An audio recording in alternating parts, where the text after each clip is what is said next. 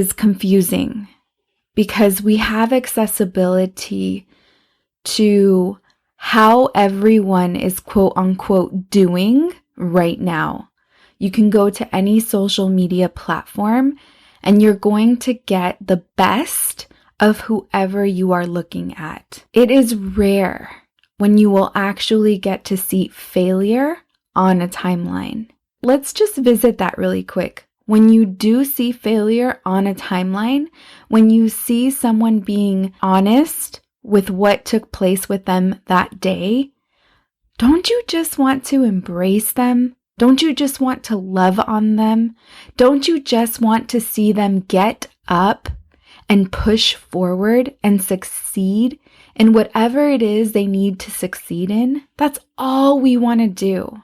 And so why not embrace the part of you that is tripping over yourself? I have a crazy obsession with looking for stories that inspire me, people that inspire me. I love to consume documentaries that are inspirational. I love to seek out people that are inspirational. It brings me so much happiness to be inspired by other people.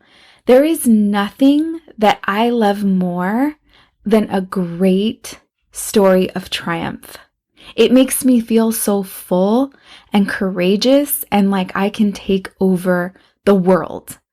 Like I can have it all. It is because what I am witnessing is someone being in their authentic self. It is so important for me to show up in my authentic self for you so that I can inspire you despite the scars I carry, despite the pain I may have gone through.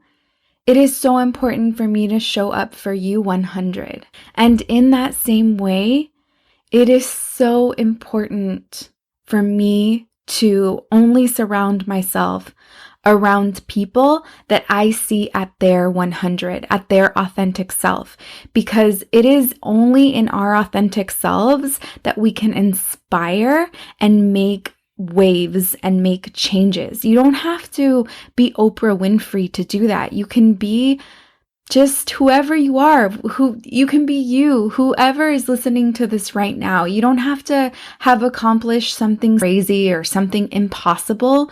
You just truly have to be authentic, and you can touch everybody that is in your immediate circle just by being honest and by being yourself. Like, it is really, truly that easy. I was so angry last week. I was I want to say like full of rage. I exploded. One of the things that Carissa reminded me of was that I had been going through a series of events that were very similar. They carried the same theme. And they were a series of events back to back that were addressed with those people directly. So Wasted Warrior wasn't about talking behind someone's back, and it wasn't about one person in particular. It was about several events and several people. And all of those people were addressed individually up front, because that's the type of person I am. I'm not going to come on here and say things behind someone's back without actually addressing it. It's part of my ethics. It's part of my values. It's part of who I am. It doesn't mean I don't get pissed off. It doesn't mean I don't talk shit. It doesn't mean any of that. It doesn't mean I'm perfect. In that rage, I started to think, like, what is the root of this? Like, what is upsetting me? And yes, part of it is that I want to be inspired by all of the people that surround me, including you that is listening to this podcast. I want you to take your authentic self, not carry shame, not carry embarrassment. And if you fell flat on your face, say you fell flat on your face. That is inspiring to me. I don't think it is only inspiring to me, but I think it's inspiring to everyone. We love a story of, hey, I acknowledge my mistakes. Here's what I'm going to do to move forward. We love that because it's honesty and it's real. I really wanted to get to the root of my trigger. It was so important for me to say, why? Why does it piss me off so much when people act fake? What do I care? They don't wake me up in the morning. They don't define my creativity. They don't make me hit record or edit or upload. They do not drive my actions and make me do what I do. People that inspire me drive my actions. So why am I going to get so pissed off at someone that is being fake? Like, who cares? Let them do their own thing but the reality is I was getting so angry, and there was a month of phony events after phony events after phony events. And then there was the straw that broke the camel's back, and I freaking went ape shit. I had to think to myself, why is it so easy for me to be vulnerable and for me to be honest and to be quote unquote raw? Why is it so easy for me? Maybe it is not easy for other people to behave in this way. And because it's easy for me, I have imposed my expectations on other people. So I started to think about my most honest, my most raw, and my most pure moments. I boiled it down to what is basically the majority of my life, a story that I have never talked about publicly. My close friends, family, and people that have known me from the time I was born until the time I was 18 years old. Everyone that was involved in my life during this time knows this about me. And everyone that I've told knows this about me, which isn't very many people. So this is the first time I'm going to talk about what it means to be exposed, what it means to be raw, what it means to be vulnerable, and not having a choice other than to be real. When I was a little girl and I was transitioning out of my baby teeth into my adult teeth, several of my teeth did not grow in. And doctors were trying to figure out what the situation was, why my teeth wasn't growing in. I remember vaguely one doctor saying that my jaw was too small and simply didn't have room for my teeth or the size. It was really challenging for me because I was growing into an age where I was hitting puberty, and of course all of my friends had their teeth, and I was exposed and I was vulnerable to not having all of my teeth. I want to say that maybe 3 were missing. I really can't remember clearly. I know that I had my front tooth missing. So I was extremely exposed, extremely vulnerable. I had a lot of people that picked on me, made fun of me. I spent a lot of time alone. And on the other hand, I had a lot of people always telling me how pretty I was. So I lived in this really complex world where part of me was celebrated and the other part of me was constantly being made fun of. And so the part of me that was celebrated was enough for me to develop some sort of confidence and belief in myself. And of course, the part of me that was made fun of was, a child that was hurt and just trying to push through and trying to almost suppress any pain that I was being exposed to or being open to. I managed to get myself pregnant without having a front tooth. I managed to become the leader of a gang, and I managed to lead women. Even if it was in a gang, I still managed to lead women and make decisions for a group of people. I got into a lot of trouble. I was at the same time facing surgery for my front tooth to get pulled down because it was sitting at the roof of my mouth. My father was unable to take me to surgery because he couldn't get out of work. And so we were going to have to reschedule surgery. They were set to put my entire body to sleep. It was going to be a pretty big surgery. It turned out that at that time, I was actually pregnant. So had I gone through with the surgery, we could have faced complications and my child could have died. I'm not only facing the issue of not having my teeth, so like developing this confidence and navigating through a world, that's really hard. Stop and think about that really quick. That's not easy. I'm also navigating my parents going through a divorce, my mom having a major mental illness that is also affecting my childhood. I navigated through sexual abuse. As you guys know, I'm navigating through gangs. I had so much that I was navigating through that, I have to stop and acknowledge that it was also developing my character. When it came time to tell my dad that I was pregnant, he gave me a very clear and simple ultimatum. And that ultimatum was, I will not fix your teeth. You're not going to live with me. You're not going to, when you turn 15, you're not going to have a car. You're not going to have your quinceañera. All of these things that he was telling me I wasn't going to have if I decided to move forward and give birth to my daughter.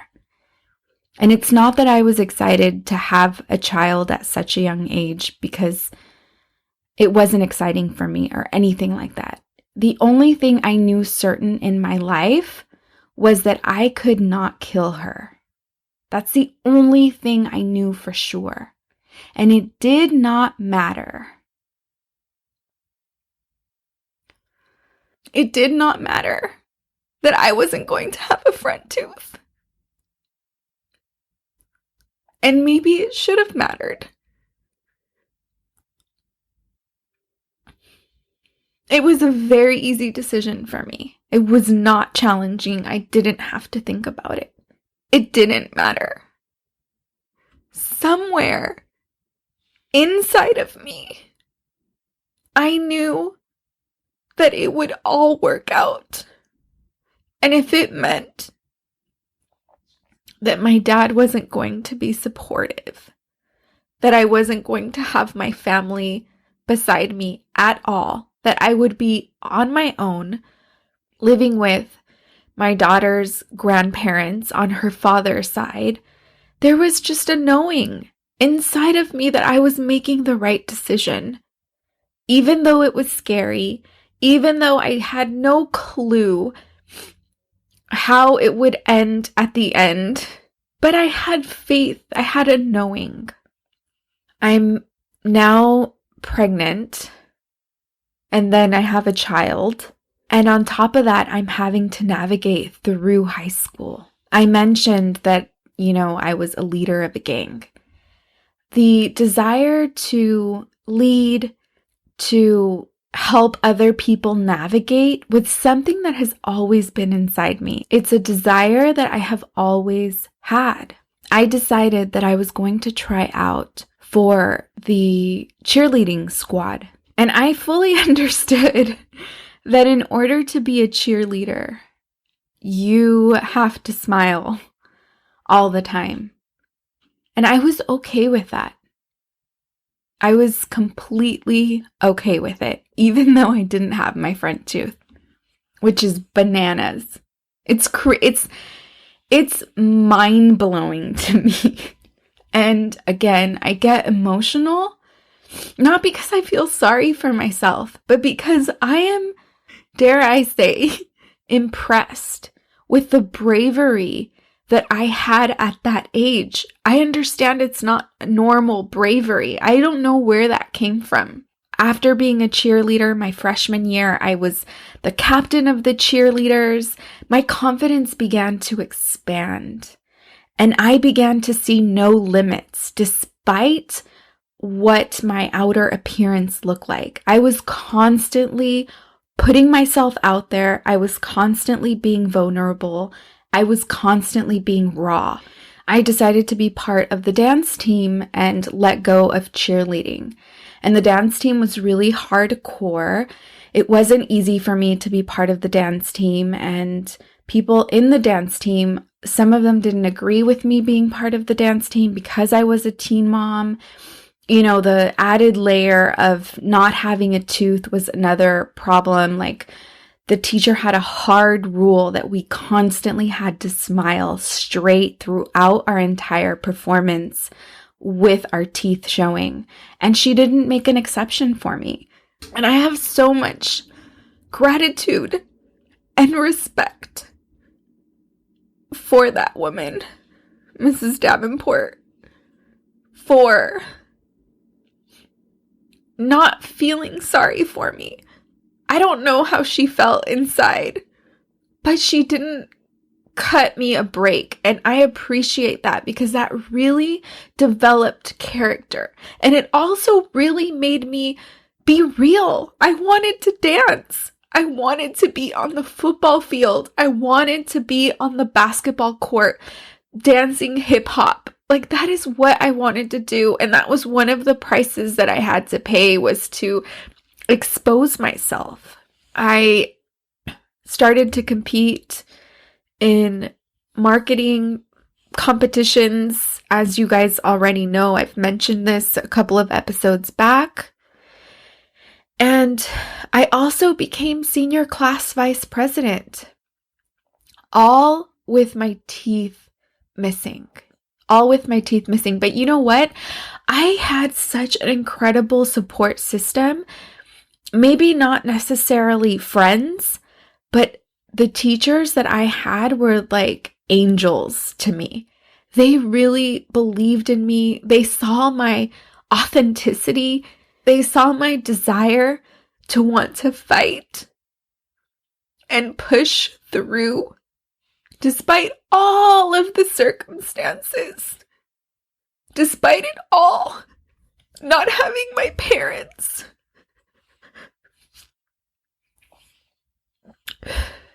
My freshman year in high school, the school nurse met me, and she told me, if you make it to your senior year, I'm going to give you something. When I got to my senior year, she reminded me, you're here. You made it. All the way to your senior year. The only thing I wanted for you to do was to graduate. But yet here you are. Senior class vice president. A mother of a 3-year-old. President of the drill team. Traveling all across the United States competing. And then she said, I told you I would give you something. So I want you to know that I'm going to keep my word and I'm going to give you something. And I remember thinking, man, I have to pay $300 for my cap and gown. It would be so cool if she gave me my cap and gown. Like, that would be the coolest thing on earth. Like, that was as far as my mind could take me. And the next day, I'm in second period and I receive a note, a little pink slip. The pink slip is written by her. And it says, tomorrow, 10:30 a.m. You have a dentist appointment. I couldn't believe it. I used to pray so hard for a miracle because I didn't have the means to fix that for myself. And I used to pray. I'm not even kidding. Like, you want to talk about prayer? Like, I think it was beyond prayer.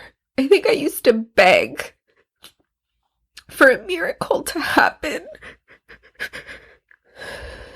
Because I knew that once I got into the workforce to try to build a professional career, I knew it was going to be impossible to get into a workplace, you know, with that problem with that issue. And it manifested itself. Manifesting is incredible. It's dope.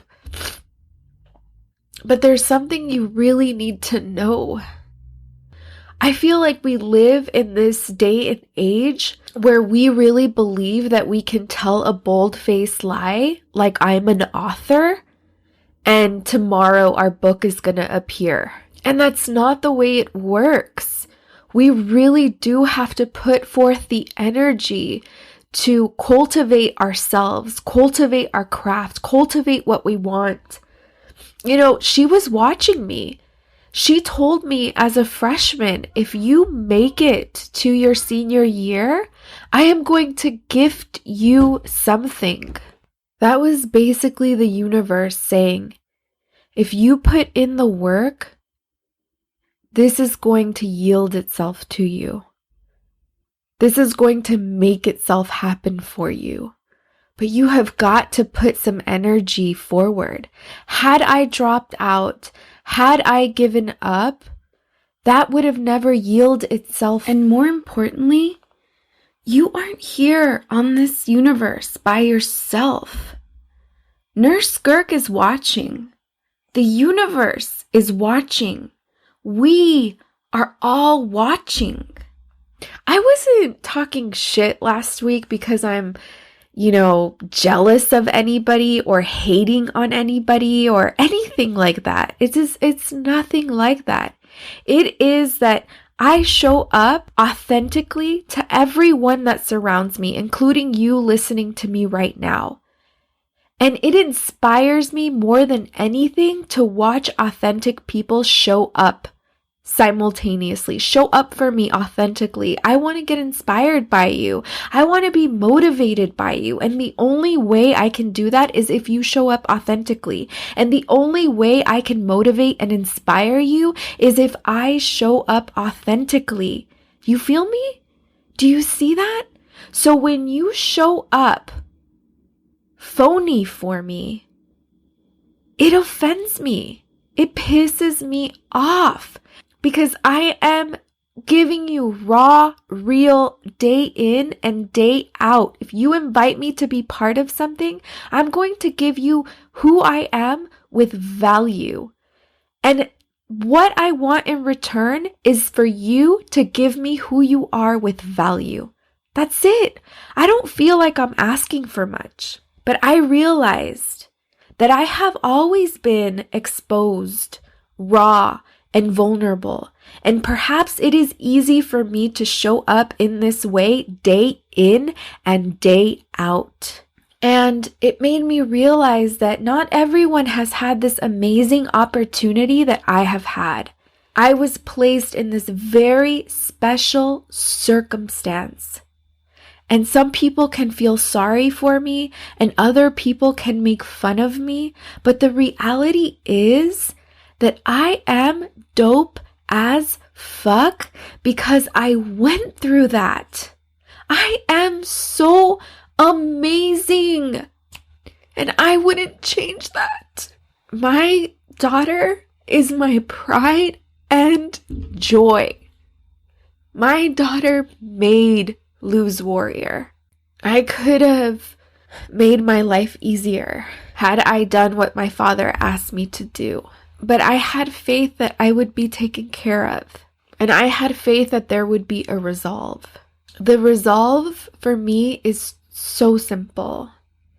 It is that my superpower is the pain that I've gone through. So I'm not going to sit here and pretend that I'm perfect and I haven't gone through any pain and my life is incredible and all of these positive things have only always happened to me and I have all the answers for you and you should live your life the way I tell you to because I have the answers. I'm the better person. I'm above this all. No, it's my pain that got me here. And that's what it means to be authentic. Once you find your authentic self and you're okay with it, and you don't care what anyone else thinks, that is when you find your superpower. That is when you find your book. That's when you find your audience. That's when you find your podcast. That's when you find your mansion. That's when you find all of the things that you are trying to manifest. It's when you become who you are, yourself, and all the experiences that made you who you are. I want to apologize to anybody out there that doesn't fully understand what authenticity is and that I've been holding them up to those expectations. That was my mistake. I made that mistake. I've learned from it. And all I can offer you today is that in the future, and any mistakes you make or any anger or pain that you feel, that you simply go inward and try to find the root of the problem. Why is this a trigger? So for me, I identified that my trigger is that not everyone was placed in a situation where they had to be vulnerable, raw, and exposed. It was easier for some people, and that was my trigger. And I identified it. And I feel okay about it. And I hope you do too. I want to thank you so much for listening to Let There Be Luz. I want to give a special thank you to all of the new listeners that are coming in from Latinos Who Lunch. Thank you so much for joining our tribe. I do want to highly recommend that you start from the beginning of Let There Be Luz. Listen to the Moon Cycle series, because the Moon Cycle series is the real foundation of Let There Be Luz. It's an incredible series. It completely changed my life 100%, and it was something that I felt I needed to share to everyone that would hit play. I felt it was important because I felt like if it transformed my life the way it has, then it could also have the power to transform other people. It is why Let There Be Luz is now a full functioning business, why I do this 24/7, and why I have 3 other incredible women on my team. A really special thank you to Carissa, Sonia, Salisa for really holding space for me this last week. That was really difficult for me to push through, that made me see my light when I couldn't see my light, and had faith in that what was manifesting and what was developing was for a higher purpose. I see that now. I couldn't do this without the 3 of you. I love you ladies so freaking much. I can't even begin to say. For everyone that hasn't heard my episode on Latinos Who Lunch, our current listeners, please head over to Latinos Who Lunch. Those are my brothers. I love those 2 to death. Go over there, listen to the episode, listen to their podcast. It is incredible as far as grassroots goes in terms of podcasts. They have been able to make waves in the industry. They are loved by everyone in the podcasting community. They are really living the podcasting dream. I aspire to be like them one day. Head over there, support. Don't forget to rate and review them if you haven't already. And of course, please head over to iTunes, rate and review me as well. If you are in favor of getting angry and vocalizing your anger, then please go over to Let There Be Luz. Vote for this podcast. Vote for transparency. Vote for rage. Vote for change. Vote for what is real. You feel me? I love you all so much. And sign up for the Weekly Warrior email that is released every Friday. We have a little note that is written by myself, and then the team puts together some really incredible information that we have going on weekly. We are constantly having events, so we have a couple of events coming up. Be sure to subscribe. May the light within grow stronger. Nurse Girk, you're the real MVP.